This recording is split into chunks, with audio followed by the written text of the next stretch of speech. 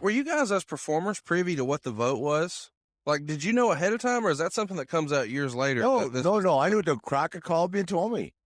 But first of all, I don't think Dusty or myself knew they were having a vote. What happened was Eddie had so much power, Fritz had so much power, Geigel had a little bit of power, Sam had a ton of power, Barnett had a ton of power, Crockett was pushing for me, Eddie, of course, pushing. And I think because Crockett was getting so big, I mean, all of a sudden it wasn't just Mid-Atlantic. I mean, he was starting to make moves, right?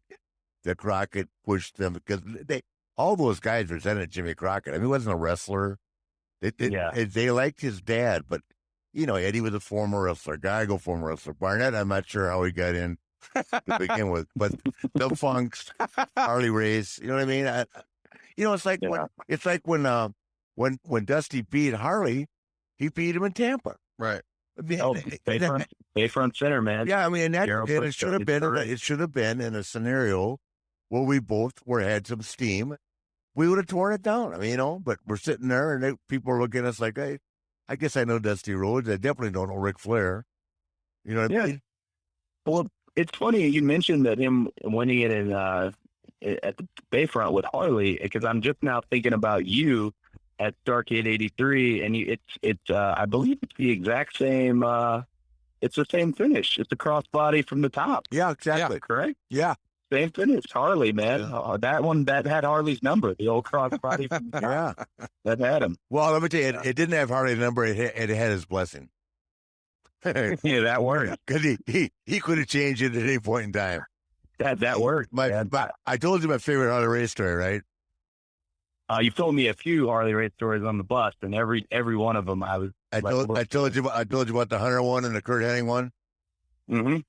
Well, I knew you were talking about Harley because you always simulated you were smoking a cigarette to begin. Yeah. Well, here for the fans that haven't heard this is the first time that Hunter, who came to WCW, Tara Robinson, right? Yeah. Walked in the locker room, and Harley at that time was managing Vader. So and Hunter, Paul Hunter had been in the gym business, and I met him at a Gold's Gym convention because I had the 10 Gold's Gyms. I brought the tape back, and bingo, they hired him. So we're in the locker room, and this obviously is not real, but I like to use these voices. Okay, I go, Harley, I want you to meet a new guy, Paul Levesque, just coming into business.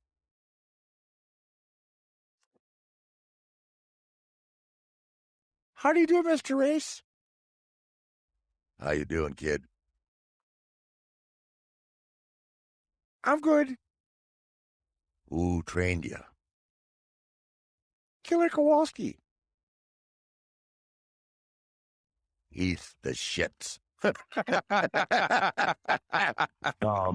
Poor Hunter. I know. What are you gonna say? What are you gonna say? And then the Kurt Hennig one. Kurt Hennig in Kansas City, right? Just a new kid starting in Minneapolis, is down there working because Larry and them, right? He goes, hey, Mr. Race, what's the finish tonight? What's your finish, kid? Drop kick off a top rope.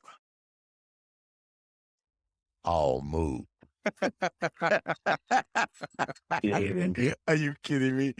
Those are the best of all time. Oh. He was so intimidating. Harley was afraid of Harley. Oh, geez.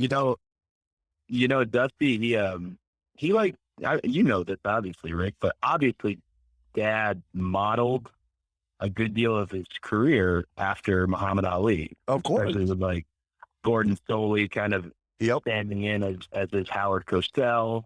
He always told me growing up, he referred to Harley Race as the George Foreman. Yeah, that was his George Foreman. Yeah, I always loved the good analogy. Parallel. Yeah, that was his George Foreman. Yeah, he was the shooter. Yeah. No, it's funny you said that because I thought it was phenomenal, and I'm sure Conrad and I must have talked about it 100 times. For the NBA finals to be going on as strong and the ratings that they got for that Friday to completely shut down. And Oh, yeah. everything for 2 days was committed to Muhammad Ali. Yep. Spoke volumes for who this guy was. I mean, it's really unbelievable.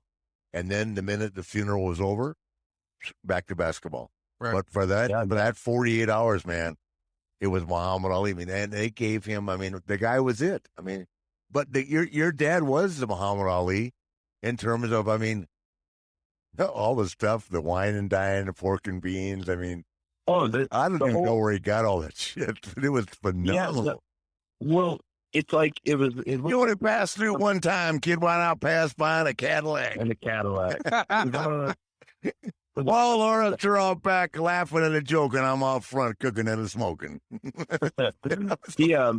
He was inspired by it, and he made it. He took it to pro wrestling, especially with Gordon. And you look at those Gordon and Dusty interviews from Championship Wrestling from Florida. I found one the other day that is likely my favorite Dusty promo, Dusty interview of all time, and it's one that very few people have ever seen. It's about Eric DeLed and Sonny King and Pac Song. It's talking about a bounty that Harley Race had, and it's just amazing. But I can see it, especially after digging into Ali here and there. Man, I can see it. It's fun to see, like, because that's pro wrestling. I always like that, where you can take something from the mainstream and you can mold it to your audience. Oh yeah. Well, your dad, I tell you another guy that your dad got a little bit from was Thunderbolt Patterson. Your dad, your dad was the White Thunderbolt at that time. Thunderbolt could talk, man. Yeah. He was average in the ring, but he could talk. But your dad took Thunderbolt's rap and took it to a whole new level. I mean, that thing that your dad, the Hard Times promo that he made about me and that. I mean, that promo may be one of the greatest promos of all time. Absolutely. Hard Times.